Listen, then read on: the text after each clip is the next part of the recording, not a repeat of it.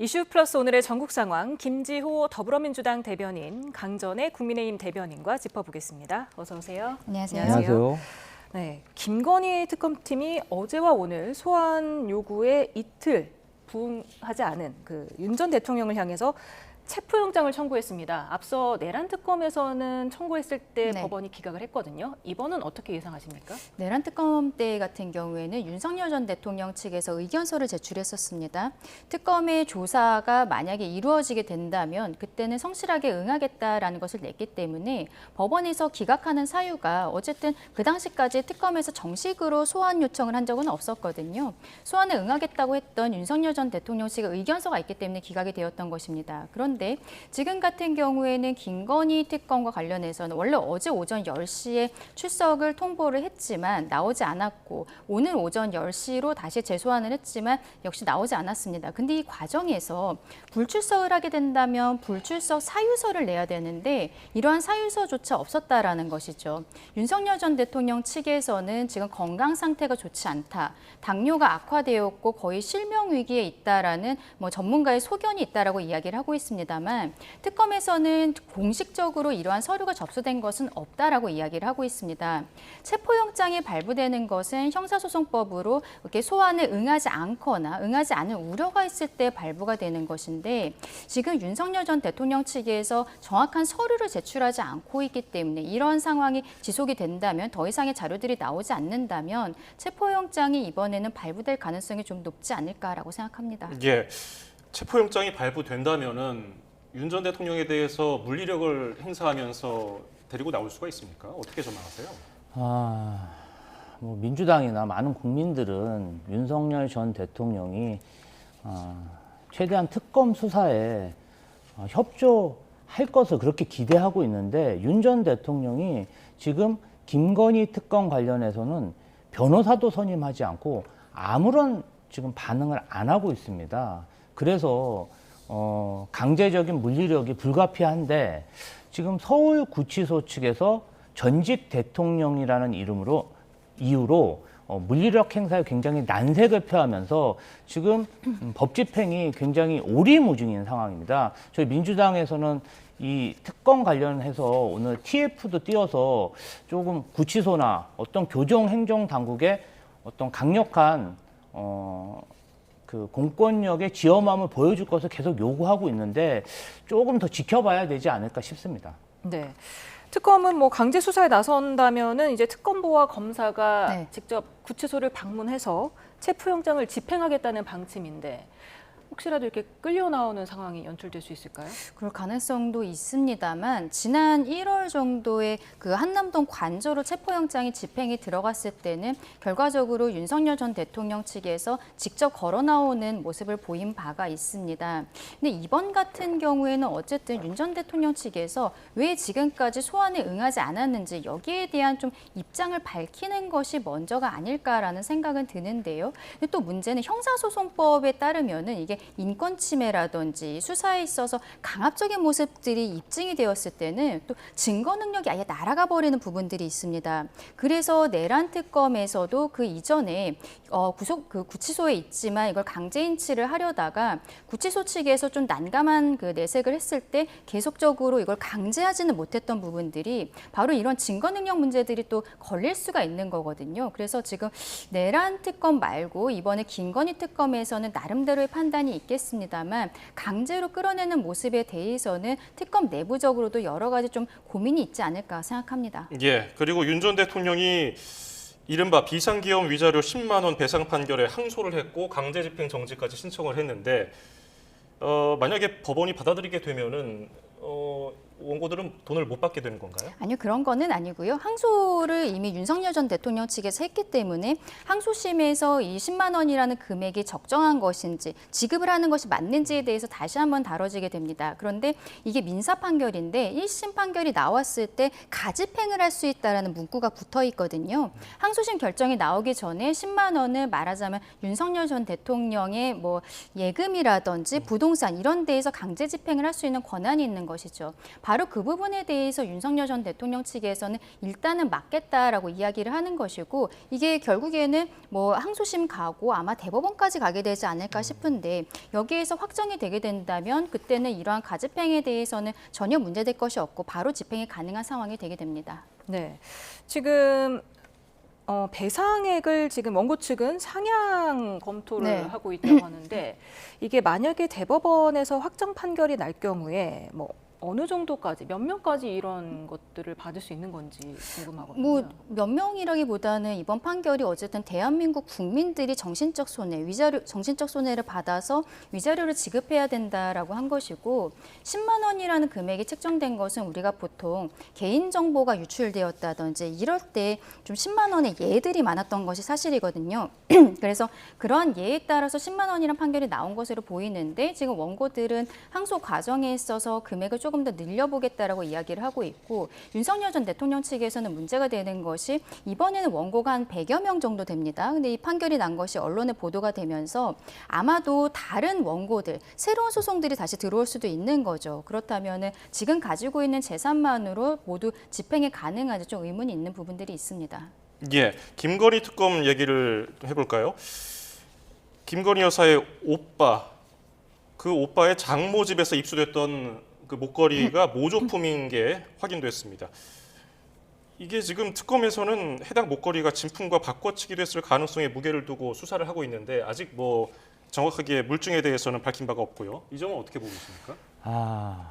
김건희 씨가 착용했던 그런 목걸이가 왜 사돈집에서 나왔는지 저희가 보기에는 김건희 씨가 김건희 특검의 수사를 방해하고 어떤 증거물을 은닉하거나 오해를 사서 혼선을 빚기 위해서 이런 행위를 하고 있지 않은가. 특검 측에서는 저 목걸이 자체가 원래는 진품을 착용했는데 수사에 혼선을 주기 위해서 가품으로 바꿔치기하고 알리바이를 만든 게 아닌가 그렇게 보고 있고요.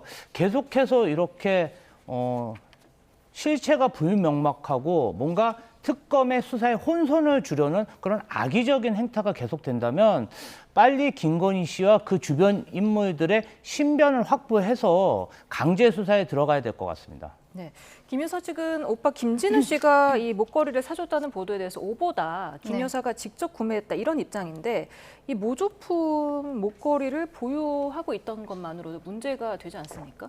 일단은 모조품 같은 경우에는요, 만드는 사람에 대한 처벌 규정이 있는 것이지 이거를 산 사람에 대한 처벌은 없습니다. 그런데 이게 만약에 정품이라면 저 목걸이가 6천만 원이 넘는 것으로 알려지고 있고 모조품도 정교하다면 한 500만 원 정도가 넘을 수도 있는 것이죠. 500만 원이란 기준점이 문제가 되는 것은 또 재산 신고를 해야 되는 목록에 들어가야 되는 것이거든요. 근데 저 목걸이가 뭐 재산 신고 목록에도 없었는데 이제는 가품이라고 이야기를 하고 있기 때문에 특검 입장에서는 정말로 처음부터 그 나토 순방을 갔을 때 가품을 하고 있었던 것이 맞는지 이러한 것들에 대해서 정밀 감정 같은 것을 하게 될 것으로 보입니다.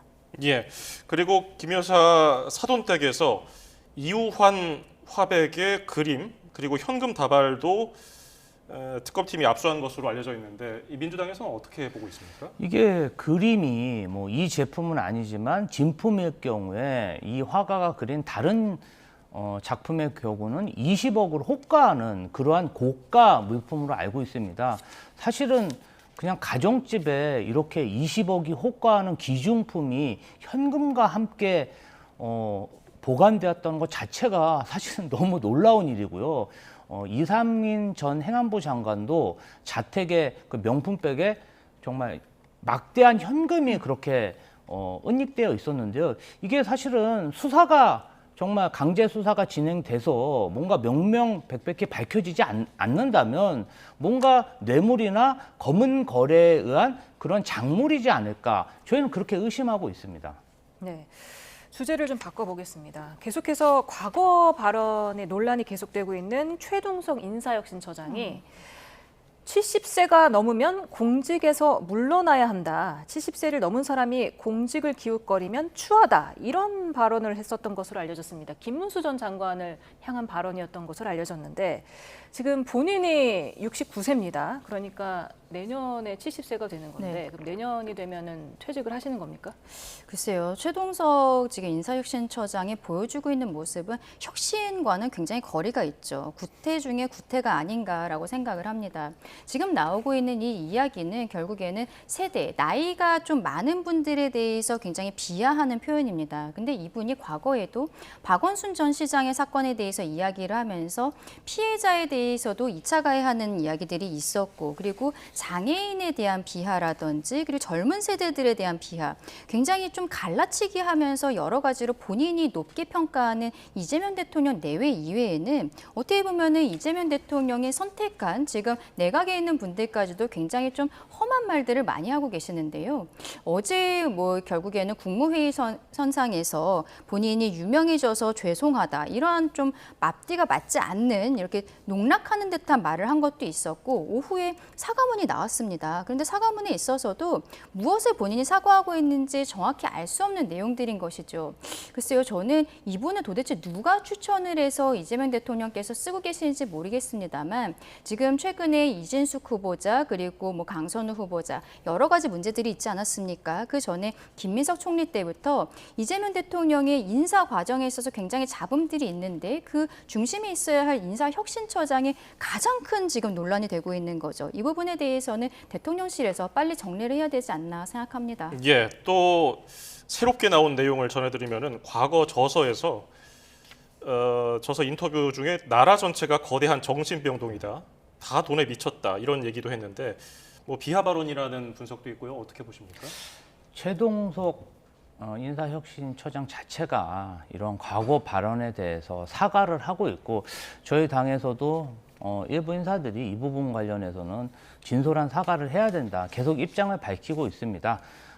그러나 최 처장이 과거의 발언으로 인해서 지금 인사혁신처장으로 발탁된 게 아니라 한국은행에서 20년 이상 인사혁신 전문가로 활동했고, 국내 굴지의 금융회사 인사 전문 부사장으로 활동을 했던 그런 인사 전문가로서의 전문성을 가지고 채용된 걸로 알고 있습니다.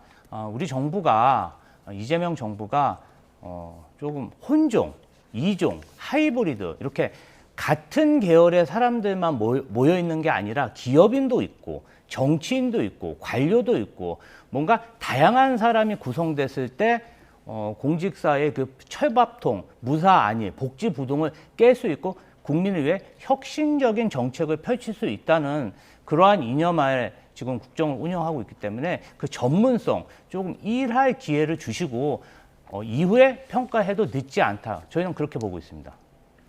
네, 이렇게 과거 발언 문제로 최 처장이 어제 사과에 나섰지만 부정적인 기류는 계속해서 이어지고 있고요. 여권에서도 직무 수행이 어렵다, 이런 의견이 나왔습니다. 함께 들어보시죠.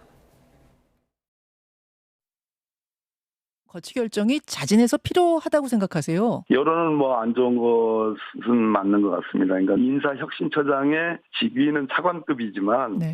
그 역할은 굉장히 중요한 역할이거든요. 네. 과거의 그런 태도는 적어도 현 인사혁신처장으로서 직무를 수행하기에는 좀 어려운 그런 태도와 철학을 갖고 있었던 거 아닌가 하는 생각을 갖고 있습니다. 대통령에게 부담이 된다고 보시는군요. 부담이 될 수가 있겠죠, 앞으로. 네, 이렇게 박범계 의원이 공개적으로 최 처장의 직무 수행이 어렵다, 대통령에게 부담이 된다, 이런 의견을 밝혔는데 어떻게 보십니까? 어제 국무회의가 생중계가 됐었잖아요. 다른 국무위원들이 이야기를 할 때는 대통령께서 메모도 하고 이런 모습을 보였었는데, 최동석 처장이 이야기를 할 때는 연필을 내려놓았습니다. 그리고 나중에는 뭐 짧게 이야기하라, 그리고 말을 끊는 모습들을 보였었거든요. 저는 개인적으로 보았을 때 이재명 대통령도 최동석 처장에 대해서 굉장히 실망한 기색이 있지 않았나라고 생각을 하는데, 앞서 말씀드린 것처럼 도대체 누가 추천을 한 것인지 요즘에는 그것이 궁금하다라는 이야기들이 나오고 있는 거예요. 저런 분이 인사혁신처장이 되어 있으면은 앞으로 이제 이재명 정부에서 하는 인사에 있어서 장애인을 비하한다라든지, 그리고 성폭력 피해자에 대해서 2차 가해를 한다라든지, 노인에 대해서 비하를 한다든지, 이런 것들이 인사 과정에서 전혀 걸러지지 않는다는 것을 보여주는 것이 아닌가 생각을 합니다. 본인은 집에 TV도 없고 신문도 보지 않는다라고 말씀을 하시는 것 자체가 인사혁신처장으로서 국민의 눈높이, 국민의 말씀에 대해서 귀 기울이겠다는 생각이 전혀 없는 것이 아닌가 생각하고 그것이 본인의 입지에 대해서도 그렇게 적용을 하고 있는 것이 아닌가. 대통령에게 더 이상 이렇게 좀 압박을 줄 것이 아니라 스스로 잦은 사퇴하는 모습을 보여야 하지 않나 생각합니다. 예, 최 처장이 어제 오후에 사과문을 발표했지만은 여당 중진인 박범계 의원이 오늘 아침에 이런 입장을 냈단 말이에요. 어떻게 보세요? 이제 과거의 최 처장의 발언과 생각이 앞으로도 유지가 된다면 공직 활동을 하기가 사실 쉽지는 않겠죠. 그런데 과거 발언에 대해서 본인이 구두로 서면으로 계속해서 사과를 하고 있고 상임위장에서 국회의원들이 물어보는 질문에 대해서는 본인이 이렇게 공개적인 장소에서 상임위 활동을 안 해본 사람으로서 당황해서 그런 답변을 할 수도 있다고 생각합니다.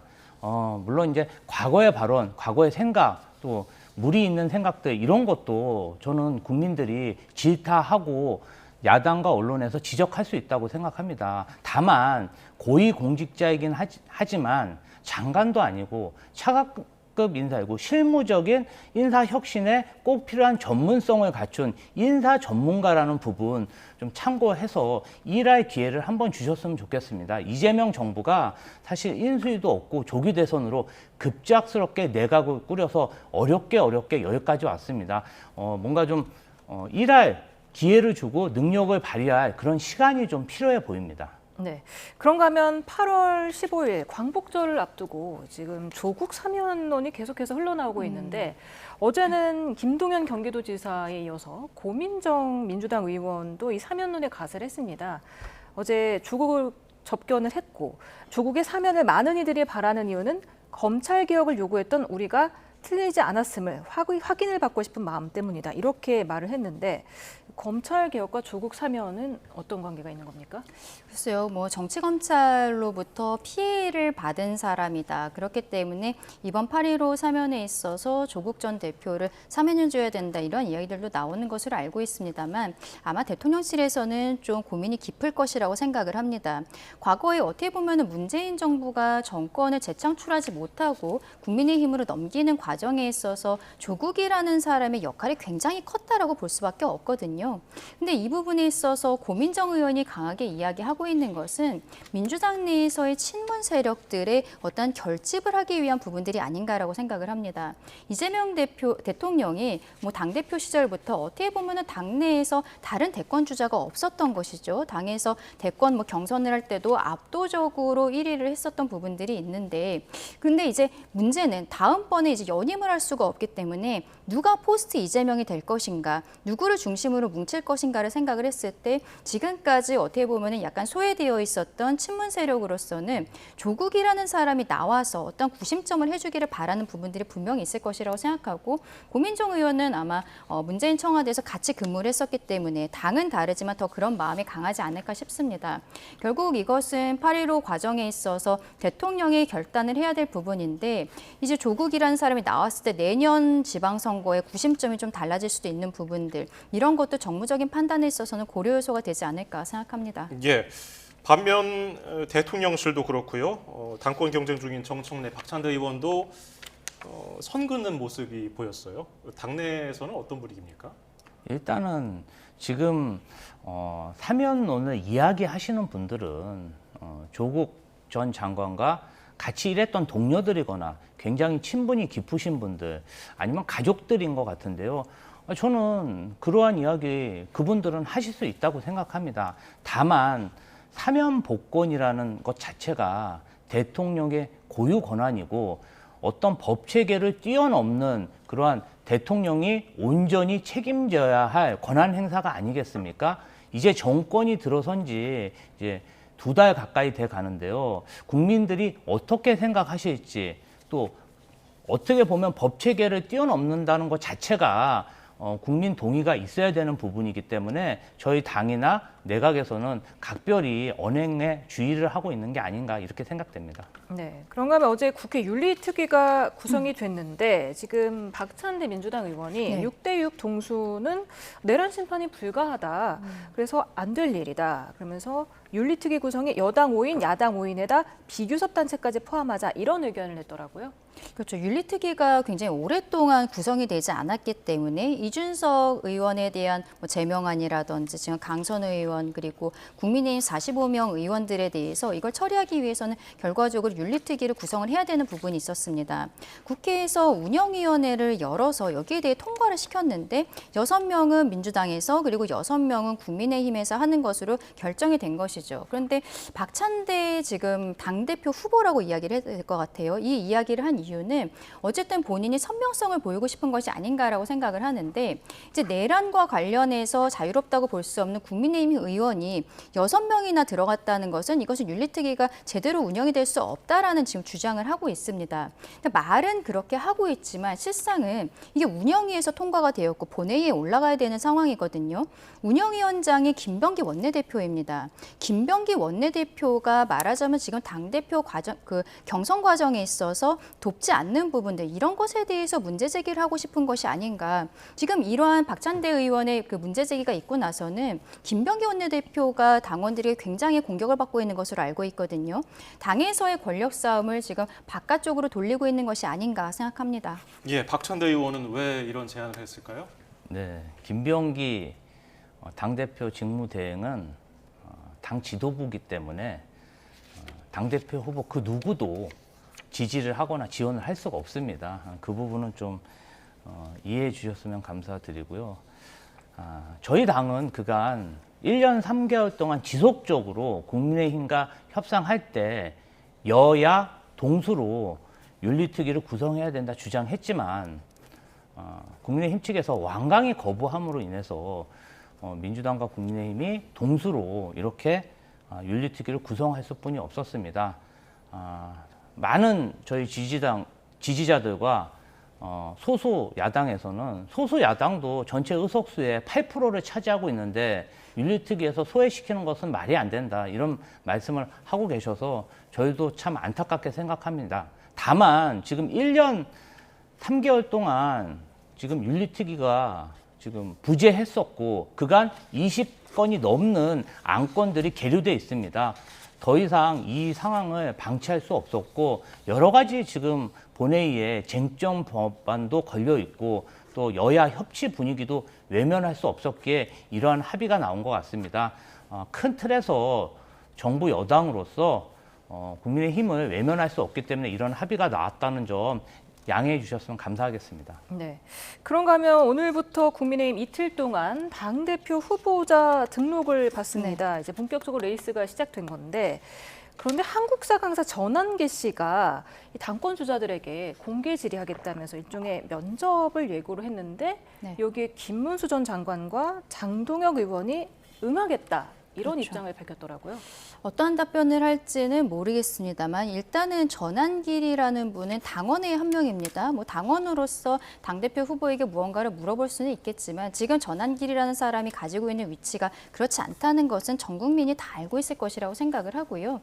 이 두 분의 후보가 전한길 씨의 질문에 뭐 답변을 하고 이런 것들을 넘어서서 그 안에서 나올 질문들을 생각을 해본다면 윤석열 전 대통령과의 관계 이런 것들이 안 나올 수가 없겠죠. 근데 저희는 계속적으로 혁신위도 띄우고 개혁안에 대해서 이야기를 하면서 또 윤석열 전 대통령도 자진 출당의 모습을 띄웠습니다만 자진 탈당의 모습을 띄웠습니다만 실질적으로는 출당과 다름없는 상황이고 그 과정이 굉장히 지난했던 것도 사실입니다.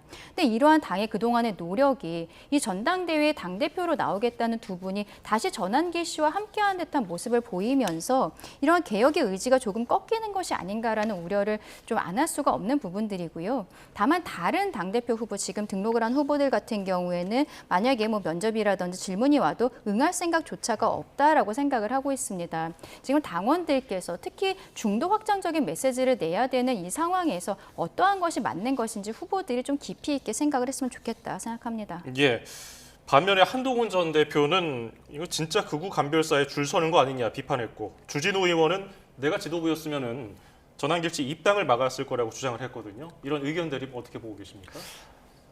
지금 사실은 윤석열 전 대통령이 탄핵됐고 조기 대선에서 국민의힘이 졌습니다. 그러면 정말 환골 탈퇴하고 당을 개혁해야 되는데 아직도 계엄을 옹호하고 윤 어게인을 외치는 전환길 씨에게 당권 주자, 그것도 굉장히 유력한 1, 2위 후보가 앞다퉈 달려가서 면접까지 보고 잘 보이려고 하는 그 행태 자체가 이거 다시 그러면 12월 3일 이전으로 국민의힘의 체제를 바꾸려는 생각이 아닌가, 그러한 흐름으로 가고 있기 때문에 그나마 탄핵을 찬성하고 계엄을 반대했던 세력들이 뭔가 좀 힘을 합쳐서 목소리를 내고 있다. 철저한 극렬한 노선 투쟁을 지금 하고 있다. 저는 그렇게 보입니다. 네. 어제 안철수 의원이 당대표 출마를 공식 선언하면서 특검이 자신에게 출석을 요구했다고 네. 밝히면서 반발을 했는데, 이에 권성동 의원이 마치 희생자인 양 비장미를 연출하는 여의도 대표 하남자라고 비판을 했고, 이에 대해서 안 의원이 과거 권성동 의원의 그 핸드폰 사진, 그 체리 따봉 올리면서 하수인이라고 맞받았는데, 이게 지금 지난 10일에도 사실 하남자 공방이 있었거든요. 그렇죠. 하남자 공방 시즌 2입니까? 이런 것들은 뭐 당원들뿐만이 아니라 국민들께서도 굉장히 보기 싫으신 모습들을 보여드리고 있어서 저도 당의 대변인으로서 굉장히 송구하다라고 말씀을 드리고 싶습니다. 안철수 의원이 하고 싶은 이야기는 어쨌든 특검이 당에 대해서 압수수색이라든지 여러 가지로 강압적인 수사들이 들어오고 있는 과정에서 본인에게도 참고인 조사를 나오라라고 했었던 것이죠. 물론 특검 측에서는 안철수 의원이 탄핵에 찬성을 했었던 이런 부분들이 있었기 때문에 그래서 안철수 의원 참고인으로 부른 것이라고 하고, 본인이 나오지 않겠다라고 했기 때문에 재소환 요청을 한다라든지 이런 것들은 하지 않는다라고 이야기하고 있습니다. 권성동 의원 같은 경우에는 아마도 피의자로서 지금 압수수색을 받고 있는 부분들이 있기 때문에 안철수 의원이 지금 상황에 대해서 조금은 확대해서 해석하고 본인의 정치적인 입지, 특히 당대표 전당대회 과정에 있어서 이러한 이야기를 하는 것이 조금은 감정적으로 문제가 있었던 것이 아닌가라고 생각을 하는데, 다시 말씀드리지만 저런 형태로 하남자라든지 이런 표현을 쓰는 것은 우리 국민의힘 모두가 하남자가 되는 것을 보여드리는 것이다라고 생각합니다. 예, 그리고 국민의힘이 이번 전당대회 때 넘어야 할 산, 홍준표 전 대구시장이 띄운 신천지 개입설입니다. 당내 목소리를 듣고 오겠습니다. 무슨 근거로 그런 뚱딴지 같은 말씀을 하셨는지 이해는 솔직히 되지 않습니다. 당원 멤버에서 어떤 특정 종교를 가지고 그분들이 뭐 누가 왔다 안 왔다 이걸 판단할 수 있는, 체크할 수 있는 방법은 없습니다. 아무리 탈당을 하고 정계를 은퇴했다고 하지만 지금 실질적인 정치 활동을 하는 분으로서 바람직한 자세는 아니다라고 봅니다. 신천지 교인 같은 사람들이 당이 돌아왔으면은 이만희 교주 한 사람의 입에 의해서 이 사람은 우리 당의 정치적 의사 결정을 흐리는 그런 결정을 할 수밖에 없으니까, 그러면은 국민적 상식선의 눈높이에 맞는 정치가 안 나와요. 지금 이제 국민의힘이 그 늪에 빠져 있는 겁니다. 홍 시장은 아예 없는 이야기를 한 건 아니에요. 예, 소원석 원내대표는 홍 전 시장의 신천지 개입설은 뚱딴지 같은 말이라고 했는데, 김성태 전 원내대표 이 없는 말 한 게 아니라고 의미심장한 말을 했거든요. 실제로 신천지의 동원 능력이 각종 행사를 했을 경우 삽시간에 10만 명 정도 모을 수 있는 그러한 동원 능력이 있다는 게 정설이고 증명된 바가 있습니다. 사실은 21년 9월 국민의힘의 대선 경선에 책임 당원, 투표를 할 수 있는 책임 당원의 자격 요건이 석 달에서 한 달로 바뀐 그 9월 한 달 동안 수만 명의 신규 당원이 입당했는데, 그 신규 당원과 신천지의 어떤 신도 명단을 비교해 보면 사실 이 사항은 금방 규명될 거라고 생각됩니다. 저는 홍준표 전 대구시장이 그래도 국민의힘의 당대표를 역임했고 대권 후보까지 한 사람입니다. 그런 국민의힘의 지도자가 아무 근거 없는 낭설을 이야기했겠습니까? 저는 홍준표 전 대구시장의 그런 주장이 일리가 있다고 봅니다. 네, 그런데 지금 홍 전 대구시장을 향해서 유영하 의원이 지난 2022년 대구시장 경선 당시 무슨 짓을 했는지 이실직고하는 게 먼저이지 않나 싶다면서 홍 전 대구시장에 대해 경고를 했는데 이게 무슨 소리입니까? 그러니까 이제 좀 내용이 드러나야 될 것으로 보이는데 아직까지는 구체적인 이야기들은 나오지 않고 있습니다. 결국에는 홍준표 시장에게도 털어서 뭐 먼지 나오지 않는 사람 있겠느냐 이러한 이야기를 하고 싶은 것으로 보이고 홍 전 시장의 지금 모습들을 보면은 그 대선 경선에서 4강에서 이제 끝난 뒤에 하와이 가서 그때부터 계속적으로 탈당 이후 당을 저격하는 이야기들을 하고 있거든요. 정치를 하지 않으시겠다라고 처음에 이야기를 했습니다만 결과적으로 지금 보았을 때는 국민의힘이 아닌 다른 곳에서 지금 정치를 하고 있는 상황으로 보이고 이렇게 SNS 등을 통해서 신천지라든지 저희 당을 계속 공격하는 것이 앞으로의 본인의 스탠스를 어떻게 할 것인지 보고 있는 상황이 아닌가 싶습니다. 저희가 온라인으로 당원 가입을 할 때는 이 당에 대해서 어떤 구체적인 내용들을 별로 써내지를 않아요. 그렇기 때문에 어떤 종교라든지 이런 것들을 알 수가 없는 것입니다. 선거를 앞두고는 굉장히 많은 당원들이 가입을 하고 그 당시에는 저희 국민의힘뿐만이 아니라 민주당에서도 매우 많은 새로운 당원들이 가입을 했었던 것이죠. 그럼 지금 저희가 그 무렵에 가입한 당원들에게 일일이 전화를 해서 신천지 뭐 관련 교인이십니까? 이렇게 물어볼 수도 없는 거잖아요.